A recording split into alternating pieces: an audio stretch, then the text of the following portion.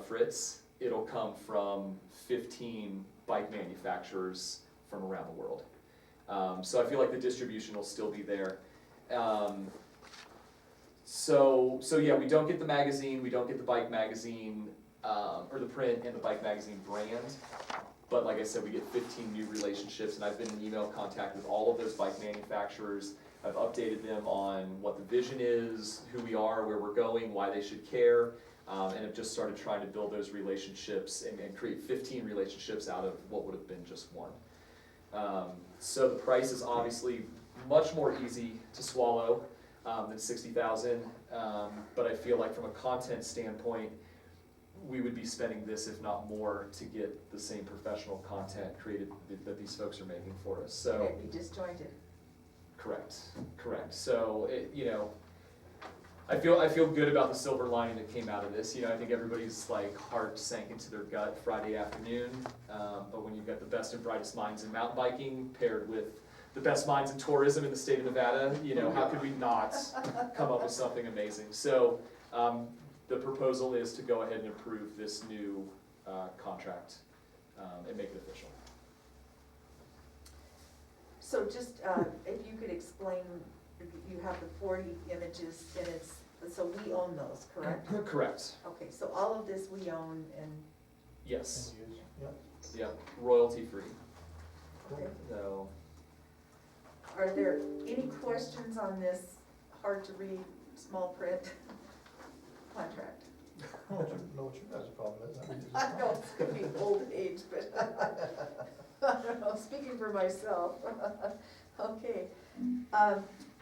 Hearing no discussion on that, I believe that Kyle has spoken with all the board members so that you knew about the demise of Bike Magazine and the new contract.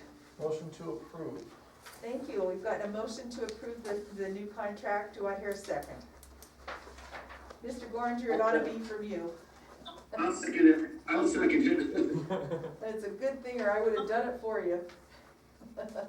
Thank you. There's a motion and a second to approve the modified contract with Loan Seeker LLC with payments of $7,500 to be made on 10/9/20 and 11/9/20 for a total of $15,000. Any further discussion?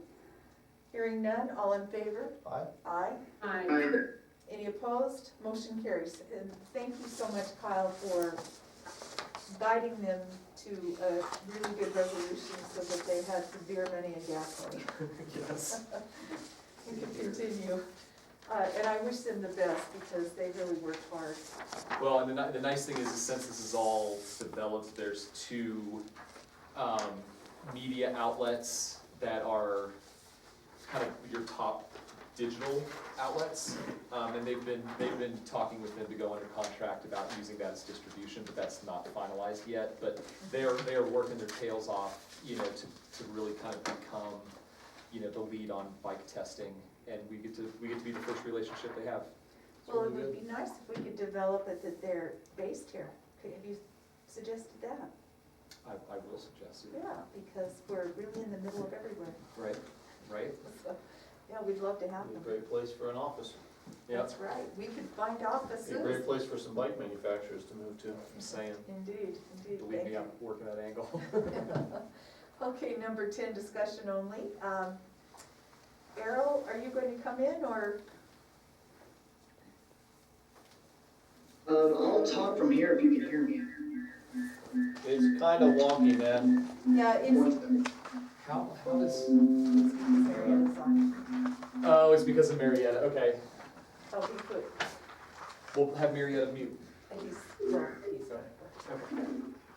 Okay, we're good. Thank you, Errol. Say everybody. No, I think we need you to come in here, Errol. Come on in, Errol.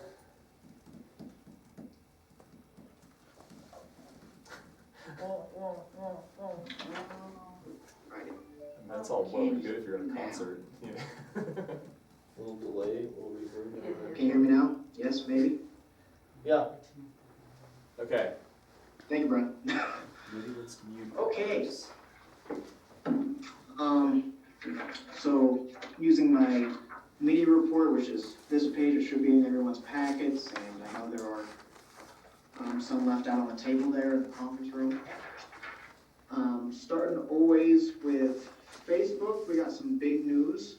We officially broke the 4,000 followers mark. So on Friday, we had 4,058 followers, and as of right now, we have 4,075. So it's kind of just steadily increasing. Currently, for the past 2 weeks to finish out October, we've done a Spooky Places in White Pine County campaign across all our social media, and that's received some great feedback, and posts have been doing very well on that. We've had a 25% increase of actions on our page. Obviously, we've gone up in followers, and we broke the 4,000 mark. Earlier this month, as far as like successful posts go, we kind of mentioned it last meeting that we would do a fall colors campaign, just as fall colors were starting to pop. So we made a post about it, and our first post reached 24.9 thousand people. And 20,000 of that was completely organic, so I'm very proud of that. Other successful posts were we highlighted the elk viewing area a couple weeks ago, and that had a reach of 3.3 thousand. And then just the first post of our spooky seasons got a 2.9 thousand as of Friday, which is even more successful now. On Instagram, we're at 2,099 followers, which is up 41. On Twitter, 324 followers, which is up 7. Moving on to our targeted digital, which is our ads through Reach Local. On our display targeting, we have search retargeting, and that received 160,000 impressions this month, 103 clicks, and a click-through rate of 0.06%, which is still above the average as far as click-through rate. Our search engine marketing received 7,300 impressions, 412 clicks, and 92 leads. Our site retargeting received 84,000 impressions, 92 clicks, and a 0.11% click-through rate, which is average. Our targeted YouTube ad received 32,000 impressions, 13,000 views, and we will have a new YouTube video to add with content from Lone Seeker, which is the group that has been made from Bike Magazine, as Kyle mentioned earlier. On our Facebook retargeting, that received 30,000 impressions, 435 clicks, and our demographics show that we're mainly getting viewed by 35 to 44-year-old males. On our website, our top 5 pages are the homepage, lodging, Fears, Tears, and Beers. We're still receiving some click-throughs, dining, and things to do. And our new versus returning visitors, we had 85% new and 15% returning. And just some general updates coming to the website and in general. We'll have an Ely Cemetery article coming out this week, and it'll be a part of our spooky season campaign just to finish out October leading up to Halloween. And we'll have another article coming out next month, and it'll focus on the disc golf course, so I'm getting ready to write that. Both will be written by me. And then we also did our broadband park survey. We released that last week, and I believe, Kyle, we've received over 400 responses so far, and that's totally live and active. There will be a link on the website for anyone who wants to share it, and anyone who doesn't have our social media, so Twitter, Facebook, or Instagram. They can go on the website and find the link, and they can fill it out and let their voices be heard as far as what should happen to Broadband Park. And then, as always with the calendar, we're always updating things as quickly as they come and go, and as they move around. And that's all I got, if anyone has any questions. Thank you, Errol, very much. Ian? No, just- Okay, good job. Thank you very much. I really appreciate having the data. And out of all of these things that you're doing, the Twitter and the Facebook, Instagram, story writing, etc., what's your favorite, Ian, or Errol? Oh, I love the story writing. I'm a journalism major, so it's nice. I get to kind of flex that a little bit. Great, great. I believe that Kyle has an update on the number of surveys, and I'd like you to talk about that if you could. Okay, cool. I've got my full update here, but I'll talk about the survey first. The Broadbent Park survey is a partnership between the City of Ely, Tourism and Recreation, and White Pine Main Street. Because there's money available and a desire to do something with Broadbent Park to make it more utilized by the community. But instead of one group or the other driving that based off of their experiences, we've put out a community-wide survey to see what the community would like to see happen with Broadbent Park. And that's, essential for community buy-in, for usage, things like that. But mostly to cover all of our butts so that, we don't go through all the whole work of creating this design and then we put it out and the community's like, well, why'd you do it this way, or why didn't you do that, So I think we're doing the right thing, taking the time, and seeing what the community, what would bring them out of their house and what they would utilize in Broadbent Park.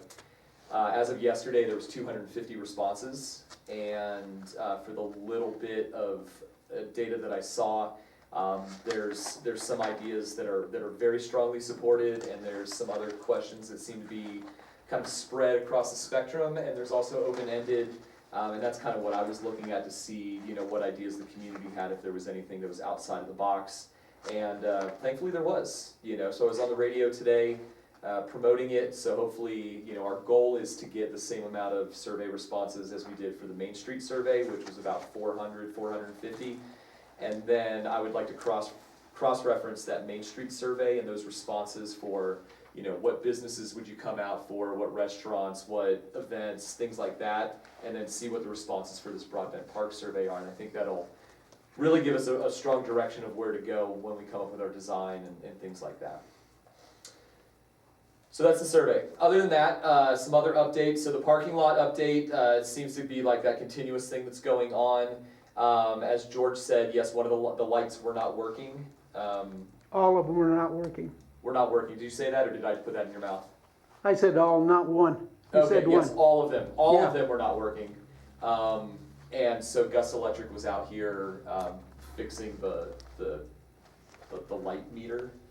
So that's what I was told broke on it. So the lights still work. It was just registering whether it was too dark or too light to go on. The sculpture is in and is planning on being installed. They finished up the landscaping, and Terry said that if we don't get moisture here pretty soon, he'll come back by with the water truck and do another watering of the plants because the water's been turned off for the year. The electrical meter in the street is kind of the big thing that we're working on right now, where the contractor put the meter to read our power usage in a pretty conspicuous place that may get hit by a snowplow. So the city is not happy with its location, and so we're working between Mount Wheeler Power, the city, ourselves, Rec Brothers, pretty much everybody who had a hand in it to come up with a better solution on how to get this thing out of its bad spot. So I figure pretty soon here it'll be done, and we'll be cutting our final check and wiping our hands clean of it, hopefully. The other one, the Trails University, we talked about that. We've not received any update on whether we've received that grant or not. I know it was supposed to be going in for review this week, so we should have an update by next meeting. The disc golf course, I talked to John Miller today. That was a project between BLM and ourselves. We did use some of our outdoor recreation money to cover the baskets, but BLM received a grant to go ahead and cover the rest of it, and John literally returned my tools today. During lunchtime. So the tee boxes are done, the signs are in, the baskets are in, and so it'll season up over the winter time, and we'll have another outdoor recreation asset. The IMBA Trail Accelerator grant, until it rains in Cedar City, they're working out there, and then when it gets cold out there, Joey's gonna come back and keep working on our plan, so that'll be work in progress over the winter time. And the Trail Map kiosk, I've been told we are gathering the rocks and we'll be drilling the holes in the location across from Sports World for a downtown trailhead kiosk. So that'll be motorized, non-motorized, and horse. Upcoming events, we've got Festival of Trees that we're working right now to see if we can make that happen. That's November 30th through December 3rd. The tree auction would be December 4th. The Crafters Festival would be December 5th. And the downtown Christmas lighting is going to be December 5th as well. From a tour and rec standpoint, Fire and Ice is on the calendar for January 15th through 17th. And so we're starting to work with the county health officer and everybody involved to see how we can go ahead and pull that one off. the Rotary Ice Fishing Derby, January 30th, at Cummins Lake, and the Ely Film Festival, March 12th through 14th. From a PR standpoint, the Southern Nevada mountain bike road trip itinerary was put out, and didn't get any contact on that one specifically, but we did get some news stuff for interviews from news sources down in Las Vegas that are going to be happening over the next 2 weeks. So we'll have a couple more interviews with that. They put out the fall color pitch, the snowmobile itinerary, and we are still working on the e-blast templates so that we can start putting out the e-blast. They sent a few over, but I just haven't had a chance to decide on any. Convention center standpoint, if you guys notice, for everyone who's here, we have the sanitation stations that are up now. Those are those freestanding things, one outside this door, one on the by the front door. We'll go ahead and brand those, get the Rubbermaid stickers off and brand them. And then the county is ordering our sanitation fogger that they awarded money for. So we should be getting the fogger here pretty soon. It will not be in time for elections on November 3rd, but we will be having that here at the convention center. We have a mine safety class on the calendar. The PEO auction is November 7th. And we're working with the Nevada Farm Bureau for their convention on November 19th through 21st. That's a small breakout room type event there. So we do have some stuff, that's popping up on the calendar. 2021 is filling up though, and so people are, really looking at trying to get their stuff on the calendar for 2021, so that they can do that. From a grant standpoint, and this is my last part of my update here, the OHV Commission grant, the Forest Service is putting in for that, and that's going to be a partnership with Ruby Mountain for winter grooming equipment. Essentially, they've identified access and maintenance of facilities in the wintertime as a big problem of why we can't access a lot of these recreation opportunities that we promote. So they're putting in for groomers, snowmobiles, things like that, so that they can go ahead and open up Ski Hill, do some grooming on the trails, things like that. So we wrote a letter of support to that. I'm working on the RTP grant for the Cave Lake State Park trail expansion. And Brian, when you're in town next time, I really want to sit down with you and Susie and go over that. Erin Rahala's in full support of it, but the ball's in our court. So she will write all the letters of support. We just got to write the proposal. And then finally, the Travel Nevada grant cycle. Opened and closed for proposals. We'll find out on November 4th what we get, but I put in for mailer campaign, so an EDDM direct door mailer campaign to Las Vegas, Reno, and Carson City. The parameters of these grants were it had to be for in-state promotion, promote in-state travel, and promote that you are open and safe. And those were the three parameters. And so since we could never afford, even on a good year, doing a mailer that's been really successful to our neighboring communities, but could never afford to these larger population centers, we're going after that. That will also include some branding updates, including logo and website updates. So I'll be talking to each person individually about that aspect of it, because technically we can't get started until it's awarded on the 4th. The other grant that I put in for was reprinting of major marketing materials. And so that was something that we cut significantly in the budget, was printing, but we've got the business and attraction map that we were working on with the chamber, we've got our top 15 brochure, we've got museums, all of that stuff that we're running out of, and we don't actually have money in the budget for reprinting. We went after grant money for that.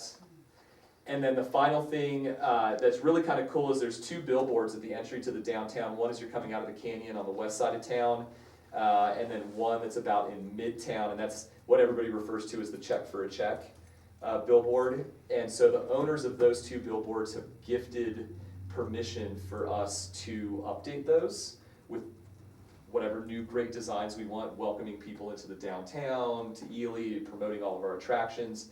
And so that's the 3rd grant, is to come up with money for design and implementation to update those 2 billboards.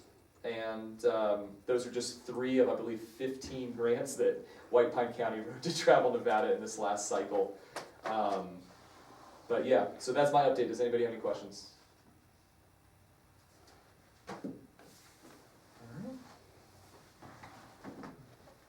Thank you, Kyle. Just a little bit about, I don't remember if we talked about it in the last meeting, it was $1,650,000 for the Travel Nevada. and it came from the CARES Act, and everything had to be open and safe, open and safe, open and safe. And for instance, if you, with this billboard, my understanding is there'll have to be some sticker on it that says Ely is open and safe, Yep, and then we can peel that sticker off when Well, when thank we're God. just open. it's not permanent, it's just a sticker. Yeah, so, We're open and safe now. Right. We'll so, be from here on out. right, so. Have been the whole time. We're just following those parameters, but I wanna compliment all the entities in town with, you did 3 or 4? I did 3 personally, and then I helped with 2 other proposals. And so Chamber has one, and Renaissance, and Main Street, and the museum, and The train, the train has several, and so I would venture to guess we probably had more applications from White Pine than any other county. Yep. So, and they were, I'm sure, great projects, and it sounds like a lot of money, but, and the city put in one too, City View, it was wonderful, so. So we're looking forward to it, and would you mind, once the November 4th comes around, would you send to the board what we did receive? yes, I'm gonna say it one more time.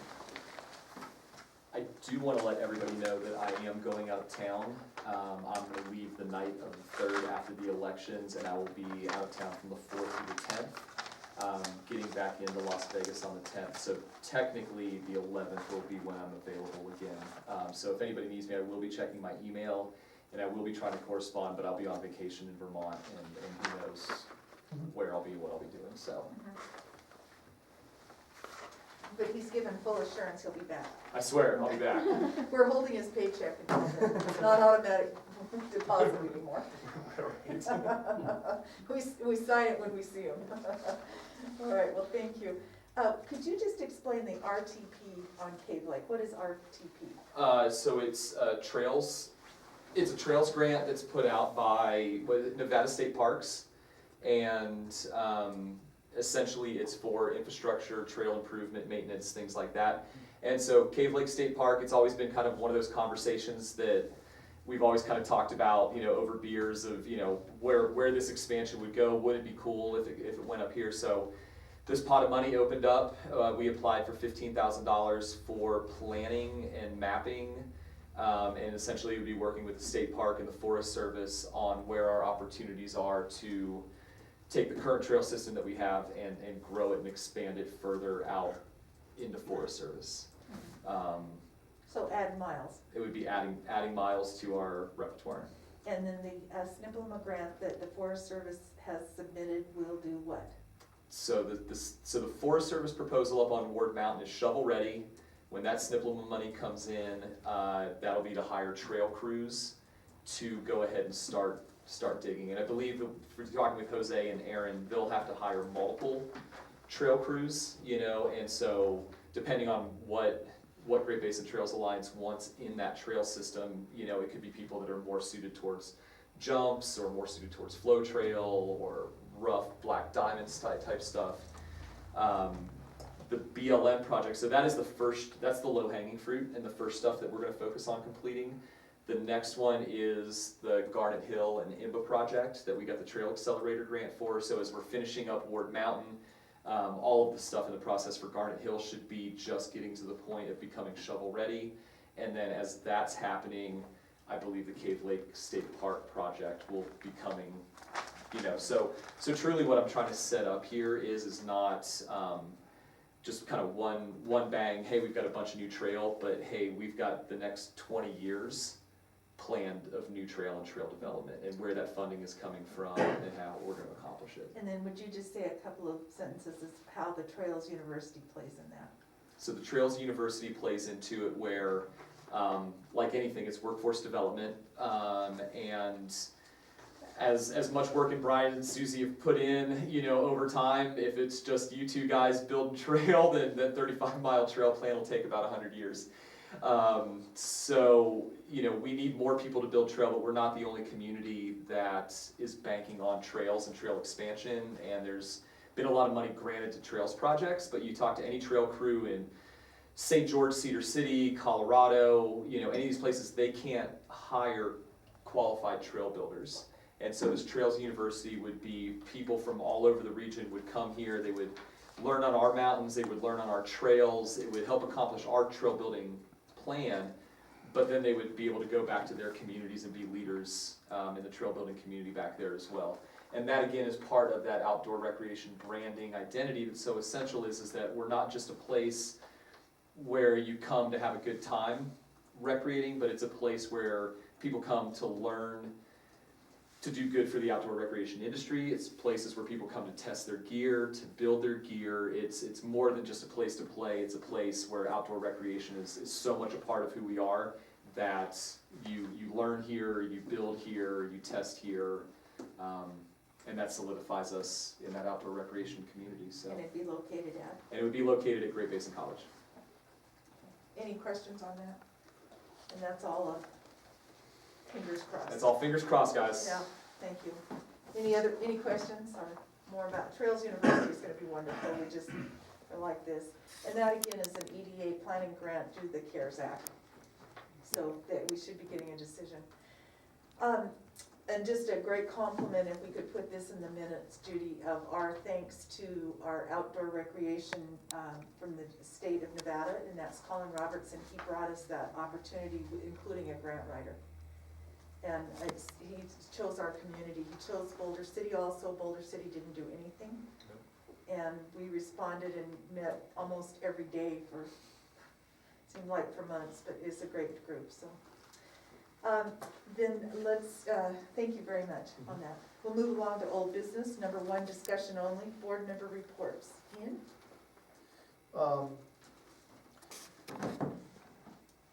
It was funny, I started to have a conversation with Wayne, and then, really big shout out and thank you to Mary Kerner, cause she got out ahead of us before we could come to a resolution. We were talking about the dues, the large check that we were kinda hung up on paying in dues. And before Wayne and I could even come up with a solution to that, Mary stepped up and just said, listen, the Tour and Rec folks are not members of the chamber, they're partners with us, they are helping us, they help, the value that they bring to the table far outweighs anything, you know, we're getting with this, with these fees and stuff, and so she suggested that, we just be granted membership and not charged anything, if I remember right, and I don't know how long, I think at least for this year, but, she just made that point that this group has, she feels is more of a partnership and not just another member, and felt that should be handled accordingly, so I appreciate her jumping in on that, and that made things easier. I still think Wayne and I will be working on, for their sake, some value building and better communication to the business community in terms of what value they get from being members of the chamber, so that the chamber membership goes up. That's gonna be good, so. Well, thank you. And for those that are not aware, Ian is the liaison from Tour and Rec to the chamber. The other thing was just a comment, and it's based on a few things that have come up, something that was brought to my attention this week. Somebody tried to ask our health officer permission to hold an event, and I think there's a misconception. When we hired him, and he was on board with this, cause it takes a lot of pressure off of him, he's not approving or disapproving events. He never should have. Those kind of things come to the board so that we don't have an unelected bureaucrat just making decisions, and it takes the pressure off of him so he doesn't have to be the bad guy and say, no, you can't have this, yes, you can have that. He can make recommendations, and he's always gonna make recommendations based on his expertise. Something that we need to bear in mind, I heard a great analogy by our DA, that if you ask a dermatologist how much sunlight is good for you, he's gonna say 0, right? Because you can get skin cancer, so don't go out in the sun. Well, that's not practical and not realistic. And so we have to take in balance as the rest of us making decisions on events. You know, his advice is always gonna be weighted on the side of caution, and caution isn't always, you know, doable. And so, just understand, we don't need his permission to do fire and ice, we don't need his permission to do anything, and he can't give it anyway. He's just gonna make recommendations, so. For my sake, and I guess, what is the preferred process for events if people are wanting to do them? How do they get on your agenda to get? We don't wanna know. I would just, I'll put it like this. Let me see how I can put this.